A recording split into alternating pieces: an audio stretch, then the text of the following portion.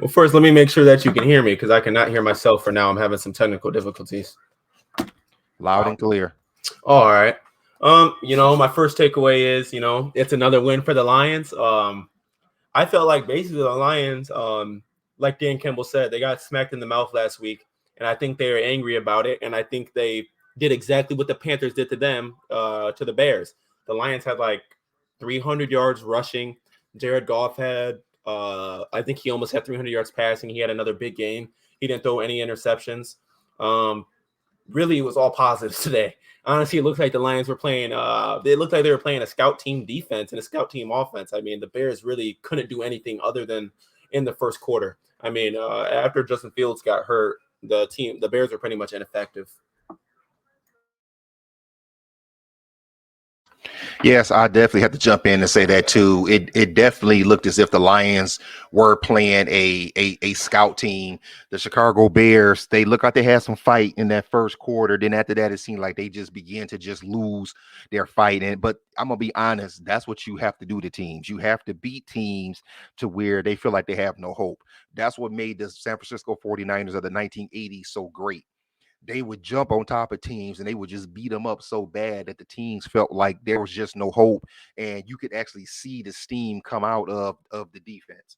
So let's talk about what went right this week. Let's do it in reverse. This week, let's start with the defense. Last week, the defense was absolutely gutted on Christmas Eve. They looked like they had no heart, no answer for the Carolina Panthers. This week, they did a pretty good job of shutting down Justin Fields. So let's start with the D line. What is your takeaway? What is your takeaway on the D line and how good they looked? Man, I had the D line at A grade, man. I mean, the D line looked all around sharp. It really was almost the opposite from last week. Last week it looked like the D line was getting no push. It looked like the Dante Freeman could run whatever he wanted to. I mean, this time around, Montgomery, he had a few 10-yard carries, but the Lions made some adjustments in the second half and they really shut that down. I don't know if you noticed, but through the whole third quarter, the Lions had 10. I know this more about their offense, but the Lions had 10 first downs compared to the Bears 0. And the Bears had 14 yards to the Lions 200. So this was probably the best defensive game we've ever seen the Lions play, at least for this season, especially the defensive linemen, James Houston and Aiden Hutchinson. I mean, and it's not maybe. They're the best rookie defensive end duo in the league, easily. Have to 100% agree with that. I'm gonna get them an A as well. They did great today. They did good up the middle. Their D tackles, Bugs, a limb. They did a good job plugging the middle. I thought they did a pretty good job shutting the Bears' run game down. And I'm gonna give it to the D ends. I think that we may have something with that combination of Aiden Hutchinson, James Houston, both the Okora brothers, and even our second round pick Pascal. We may have something there now. I would agree with something you and I talked about earlier. They probably still need another dog defensive end, but I think that the combination of the guys we have, we could be talking about the best defensive line in the NFL in, I would say, in 2023 or 2024, if we can get another unstoppable defensive end to go along with another defensive tackle who can actually get push in the middle. Speaking of shutting down the run, what do we think about the linebackers today? Anzalone, Rodriguez, Burns coming in. What did we think about the line? What did you think about the linebackers today? Yeah, I mean, in my opinion, it was the exact opposite of last week. Last week, it literally was Jeff Okuda, I think Elliott and Kirby Joseph that were leading the team in tackles. This time it's Anzalone, Joshua Pascal, and Malcolm Rodriguez. I mean, that's the complete opposite from last week. That's what you want to see. You want to see your linemen and your linebackers getting tackles because that's showing that the running backs and even the receivers really aren't getting to the second level that much. Um, I thought the linebackers also looked pretty good in the zone too. I mean, really, the routes that Justin Fields did have open were mainly underneath routes, and when they were there, the linebackers were there pretty much immediately. I mean, he was 7 for 21 for 75 yards. So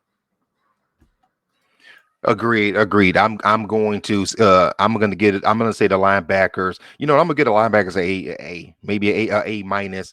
uh, between the A- and the B+. I thought that they did a very good job today, being where they needed to be, picking up the plays, not missing assignments to shut that Bears run game down. Because listen, you know good and well that the Bears offensive coordinator saw that gashing that the Panthers gave the Lions last week, and they were thinking we're going to, take it out on them. We're going to run the ball, but the Lions shut that down. Now let's keep it real too.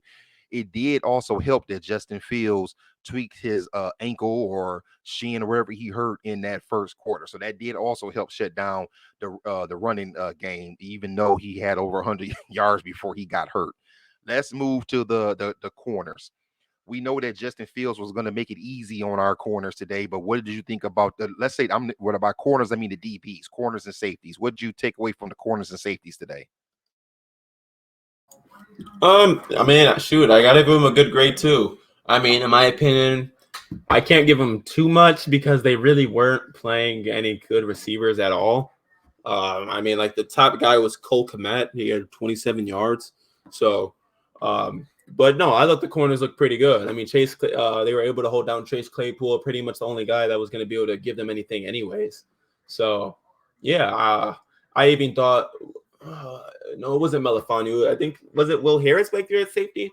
But even back there, the second string safety, he was a pretty good replacement for Deshaun Elliott too. So they looked pretty good today. I'm gonna agree. I'm gonna give them a B, but basically because we knew that Justin Fields could not test our secondary because he really does not have receivers and tight ends, at least not like how the Lions have. So special teams, we didn't really get much from special teams today. We didn't have to really call on them that much. Not a lot of punts, and I think we only had to kick one field goal. It was yes, well maybe two field goals. Yes, it was 40. They did have 41 points, so that came from two field goals. Now let's talk about the offense, putting up 41 points. Yes, it may be the Bears, but this is still an NFL defense. So let's talk about our quarterback, Jared Goff. I want you to tell me what did you think about his performance today, and do we need to go ahead and lock him up and give him an extension? Hmm. Man, well, Jared Goff, like we've been saying, all of December he's performed well. He's continuing to perform well into January.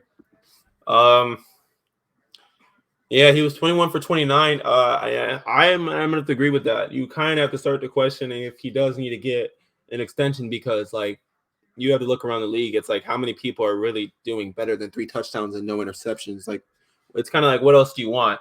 So I don't know if they give him an extension yet.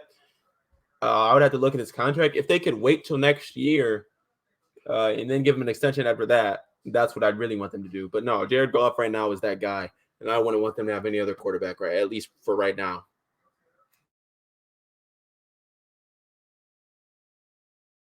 Sorry, I got trapped up a little bit there. Um, I would agree. Jared Goff is looking good. I think that we need to go ahead and think about offering him the extension.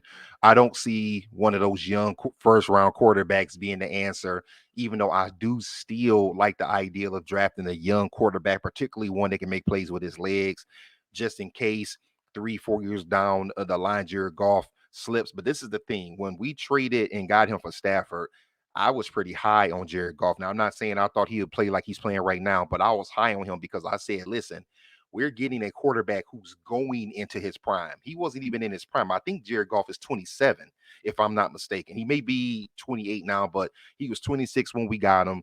He's just entering his prime years. And let's remember, he plays quarterback. He could very well be the next Aaron Rodgers. In 10 years from now, when we're talking about the Lions, Jared Goff could still be playing. He could still he could be 37 still playing great football for the Lions. And I would agree. Let's talk about the running backs, man. We haven't said this in a while, but the running backs did their thing today. What was your overall takeaway on our running backs? Man, yeah, they really, really did look good today. Um, Jamal Williams is continuing to be a workhorse, but low key, I'm starting to notice he's been breaking away on some. He breaks away on some little 15-yard runs every once in a while. We saw that he broke away like a 40-yard run a day. I'm happy that Swift is getting more carries. He had 78 yards. I'm still kind of frustrated. I mean, I feel like Swift should be getting about 15 carries though. He got 11 carries a day, and I'm pretty sure that's like the third highest carries he's got all season. He only got 11. Like that's still a decent amount, but it's not that much for a guy that averaged 7.1 yards a carry today. But no, I thought the running backs looked pretty good for the most part. I know we've talked about them drafting a rookie running back, and I still think they can do that if the right guy falls in the later rounds and stuff. Absolutely, I would agree with you on that. The running backs looked very good today. Listen, I'm not trying to be disrespectful when I say that they're only playing the Bears, but that's the type of running we need if they're going to go into the playoffs and win a game. That's also the type of running that we need going forth to win games. So I'm going to give the running backs an A today. They did their thing. Let's talk about the offensive line. I don't even remember Jared Goff being sacked at all. I thought they gave him all the time he needed to throw the ball. What was your takeaway on our O line? Oh, I gotta give the line an A+. Like you said, I don't think. Well, okay, Jared Goff might have got sacked. I think he got sacked one time. Yeah, I think it almost was on him, but because he was rolling out the pocket. But no, I gotta give the O-line an A. I mean, what can you say when your quarterback only gets sacked once and your running backs almost have 300 yards rushing? You can't really get mad at them. This O-line's been balling all year. I just wish they had some more. Like I wish they got some more respect. I don't know why. Was it Frank Ragnow that is our one Pro Bowler? I mean, there should be two other Pro Bowlers on the team at the lineman position, but no, the linemen have been balling all year, and they really showed it today. I would agree with you on offensive linemen. Now we're gonna move to the wide receivers.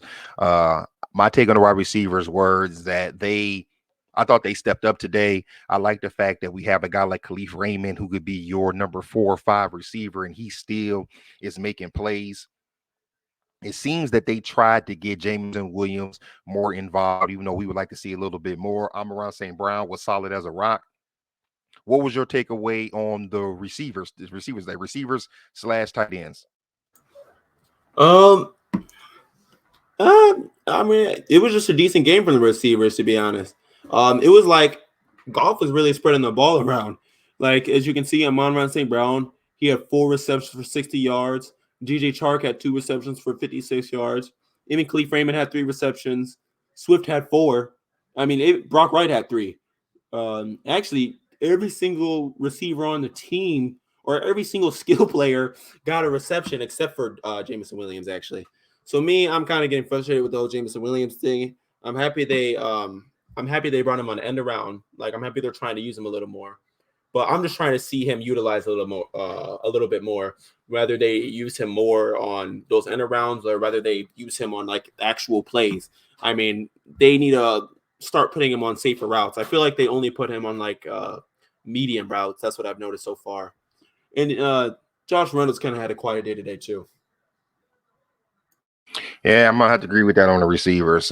They did have a good day today. I really don't know still what's going on with Jameson Williams. It seemed like every time a pass was going to him, Jared Goff, it was like a dead play. He would throw the ball in the ground or something. I don't know. We still haven't seen him like really catch like a route. But I am glad they finally used him on the end around. I mean, he has speed, and we see how many yards he got on the play. Let's see if we can get in here and see what coach is talking about. I see a few clips in here of coach, the press conferences right here on the Lyons Twitter account. Let's see if we can hear some of the things that coach is talking about. Let's just check out a couple of these clips. Swifty, that's like being out in the desert with nothing to drink, and there's that water that you just found. It was great. Swifty came. Yeah, okay, there's one talking about Swift.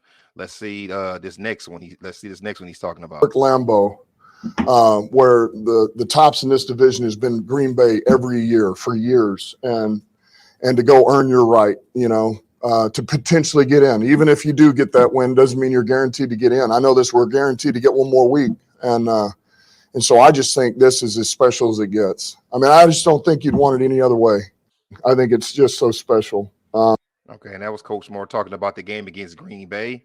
This is one that says something about this has to become the norm. So let's see what Coach is talking about. I think this is what you want them to taste. They need to feel this. They need to understand what this is, because this has got to become the norm. You know, this has to become the norm. And then once you start to understand this, you know, then it becomes you know, you're playing for the division, you're playing for where your seating's going to be. Like that's coming. But right now, to get a taste of all this right now and be in the hunt, be in the run, I think is huge for our guys. I think this is what you want them. Okay, and I think we have a couple more. Let's check out a couple more of these. Oh, he's going to get it to get. He's in this mode right now where you feel like anytime you dial up a pass, he's going to find this somebody. He's going to find the throw. He's going to get it to the guy that's open, and that's a great feeling, man. When you feel your quarterback's in that mode and he's been there, it's a great feeling. And look, it helps when your old line protects like it's protecting. I mean, that helps everything. Because this guy, look, here's what we know about golf, man. You give him just a minute to see it, he can put it on the spot. I'm glad he's here. I know that. He's in this. Okay, and I think we got one more that I saw. Yep, whatever he's talking about here, he said it's talking about Jameson. Well, let's see what he's talking about. Something about Jameson Williams. Let's see. He's like a candy bar in the desert. But I wouldn't eat until I got that drink of water because my mouth would be dry. But it would be soon to follow. Yeah, it was great, you know, and we wanted to see him. We had something up for him last week too, and we just never got to it. The flow of the game, you know, we tried to get him a screen early, didn't work out, and so to get him that one with a little bit of space, and you see him turn up, and it's, you know, you can see that speed. So that's good to see. Get him a little more involved, and there again, man, the more that he does every week, and the more that timing gets developed, and just, man, him going. And I tell you what, he's hungry now. Like he goes, you know, he works hard in practice. He wants to know what he needed to do or what. He's very coachable. And so he's only going to continue to do this. He's like a candy bar. Okay. Just a few clips of Coach Dan Campbell talking about the game today, talking about Jared Goff, Jameson Williams. So now, son, let's move on and talk about the playoffs. Now, as we see, hold on, let me share my screen with you. Oh, sorry, I keep hitting the wrong thing. Let's look at where they are showing where the Lions are standing right now for the playoffs. Okay, there we go. Okay, as of right now, the Lions are now in the 7th spot at 8-8. Washington losing today. Thank you, Cleveland. Beating Washington drops them to 7-8-1, which puts us solely in the spot. And it looks like we are in a win and you're in situation. But of course, the Seahawks have 2 more games, one of them being today against the Jets. So if the Jets can beat the Seahawks today, the Lions are going to be in a win in your in situation next week at Green Bay. So let's talk about next week. Let's talk about what has to happen in Green Bay. Let's say Green Bay loses today, right? Let's say Minnesota does us a favor and kind of puts Green Bay in a behind, keeps them behind us. What has to happen next week, do you think, for us to beat Green Bay in Green Bay? You know, I think the Lions are they're gonna have to play a similar game. They're gonna have to they're really gonna have to bring it, because I can tell you right now, Aaron Rodgers, they're gonna beat the Vikings today, and they're gonna be bringing it against the Lions. So the Lions are gonna have to play an extremely high level of football. I mean, in my opinion, it's not like they're not capable of beating this team. So I'm not trying to say they just need to do what they've been doing, but I mean, okay, really. What they need to do is what they've done with other teams in the past, where they've kind of had to focus on stopping one thing. So if they know that maybe they are not going to be able to stop Aaron Rodgers, they can't let the Packers also run all over them too. That's really the main thing. If you can't shut down Aaron Rodgers, you have to be able to completely shut down the other facet of the game. And I think the Lions should be able to win. I don't think that the Packers offense should be able to keep up with the Lions offense, but Yes, Aaron Rodgers is going to be the key. If somehow the Packers win today, Aaron Rodgers is going to be fired up with that game next week. He already called out the Lions 2 weeks ago when he said that he was looking forward to that game. And I think he mentioned it because not only is it a division rival, but I think he mentioned it because he's thinking if we win, we can get in. Because it may, let's don't kid ourselves. If Green Bay wins today, it may be a win in your in situation. I mean, not just for the Lions, but also for the Packers, which really makes it an early playoff game. So I agree with you. I think that the Lions have to, first of all, they have to run the ball the way they did today. That's going to be their biggest takeaway, to keep Aaron Rodgers off the field. Run the ball like you ran today. They have to get 4, 5, 6 yards of carry, not 1, 2 yards of carry. I think the Lions offense will be fine. It's just the defense I'm a little concerned with. I think they're going to have to get pressure on Aaron Rodgers without blitzing, like that quarterback with Duggins we saw last night when Michigan lost to TCU. Aaron Rodgers is great when you're coming with the blitz, great in pressure. He can roll out with his legs and keep a play alive for another 2 seconds. The Lions have to be able to get the same pressure they got on Fields today. They have to be able to get on Aaron Rodgers. I think if they can do that, they'll win and we can make the playoffs. Now, as it stands right now, the Lions are in the 7th spot, which means that today, if Minnesota wins today, that means the Lions will be at Minnesota. So I think that could be a favorable matchup. But if you look at the 2, 3, and 4 divisional winners, son, who do you think out of Minnesota, San Francisco, Tampa Bay, even though we know it more likely won't be Tampa Bay, who do you think the Lions will have the better chance of beating 2 weeks from now in the playoffs? I think they have the best chance of beating Tampa Bay. I think the 49ers defense is way too good, and I think they still have plenty of offensive weapons. I mean, they have Debo and Christian McCaffrey. And the number 2 team was the Vikings. I mean, I know the Lions have beat them. I know they're tied up with them, but I mean, all it takes is Justin Jefferson to have an insane game for the Lions to lose that one. So that's why I don't. I mean, it's a playoff, so all these games are going to be close. But and then when you look at Tom Brady, I mean, really with that one, he only has Mike Evans. So I mean, if they can just work on Mike Evans, I think they'd be fine with playing the Bucs. And I think the Lions can also put up enough points against the Bucs where I don't think the Bucs would be able to keep up. I just think that the Vikings and the 49ers have a lot more weapons than the Bucs do. So I think the Bucs would be the easiest game, if Brady doesn't pass for 400 yards. Well, I would agree with you. I would love for them to be able to play Tampa Bay, even though unfortunately it looks like it's going to be San Francisco or Minnesota, being that the Lions, if the Lions get into the playoffs. I think that Minnesota definitely has more weapons. I just still honestly think that may still be their best chance at getting the playoff win. I mean, we beat them at home and we almost beat them on the road if it wasn't for a few hiccups. So I think that out of San Francisco and Minnesota, our best chance of getting into play, if we get in the playoffs, winning the playoff game, would be to play Minnesota. But we're not going to get ahead of ourselves. We still have one more game to go. All right, Lions fans, let us know what you thought about the game. If you haven't already, like, comment, subscribe, hit the notification bell so we can keep talking Lions football. Other than that, that's pretty much all we have. We will talk to you all next week. Hopefully, when we get this win over Green Bay. That's all we have. Peace. Peace.